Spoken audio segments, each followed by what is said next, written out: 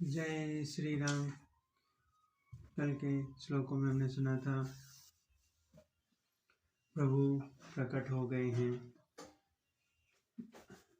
मुनियों के मन को हरने वाले उनके अद्भुत रूप का विचार करके माता हर्ष से भर गई। नेत्रों को आनंद देने वाले मेघ के समान श्याम शरीर था। चारों भुजाओं में अपनी आयुध थे और आभूषण और वनमाला पहने हुए थे। बड़े बड़े नेत्र थे। इस प्रकार शोभा के समुद्र तथा खर राक्षस को मारने वाले भगवान प्रकट हुए। आगे के श्लोक। विप्रधेनु सुर संत हित लीनः मनुज अवतार निज इच्छा निर्मित तनु माया गुण गोपार। ब्राह्मण, गौ, देवता और संतों के लिए भगवान मनुष्य का अवतार लेते हैं। वे माया और उसके गुण और इंद्रियों से परे हैं।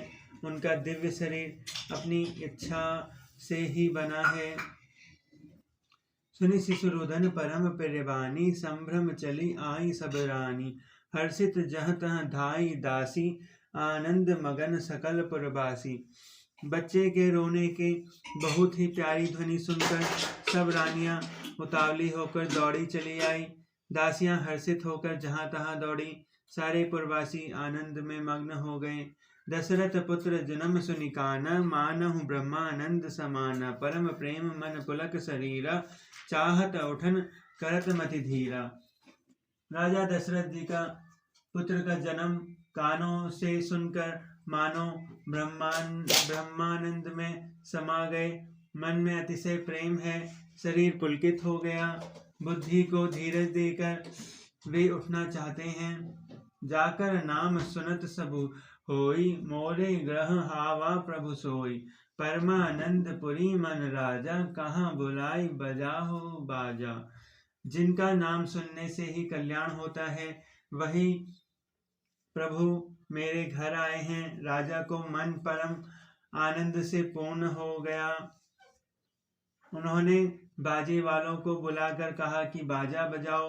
गुरु वशिष्ठ कहाँ गयो हंकारा आय दिजन सहित नृपदारा। अनुपम बालक देखें जाहि रूप राशि गुण कहीं न सिरसाई। गुरु वशिष्ठ जी के पास बुलावा गया। वे ब्राह्मणों के साथ लिए राजद्वार पर आए। उन्होंने जाकर अनुपम बालक को देखकर कहा, जो रूप की राशि है जिसके गुण कहने से समाप्त नहीं होते हैं। नंदी मुख सराध करि जात कर्म सब कीन्हा। हाटक हेनु बसन मणि नृप विपिन कह दीना। फिर राजा ने नंदी मुख श्राद्ध करके सब जातक संस्कार आदि किए और ब्राह्मणों को सोना गौ वस्त्र और मणियों का दान दिया। ध्वज पताक तोरण पुर छावा कहीं न जाय जेहि बति भावा। सुमन वृष्टि आकाश ते होई ब्रह्मानंद मगन सब लोई। ध्वजा पताका और तोरण नगर में छा गए। जिस प्रकार से वह सजाया गया उसका तो वर्णन हो ही नहीं सकता। आकाश से फूलों की वर्षा होने लगी। सब लोग ब्रह्मानंद में मग्न हैं। वृंद वृंद मिले चले लोगाई सहज श्रृंगार किए उठिदाई। कनक कलश मंगल भरितारा गावत पठई भूप द्वारा। स्त्रियों का झुंड ही झुंड मिलकर चला।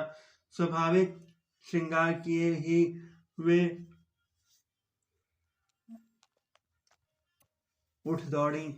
सोने के कलश लेकर और थालों में मंगल द्रव्य भरकर गाती हुई राजद्वार में प्रवेश करती गईं। करी आरती ने छावर करही बार बार शिशु चरण ही परही। मगध सूत बंदक गायक पावन गुण गावई रघुनायक। वे आरती करके निछावर करने लगी और बार बार बच्चे के चरणों पर गिरती गई।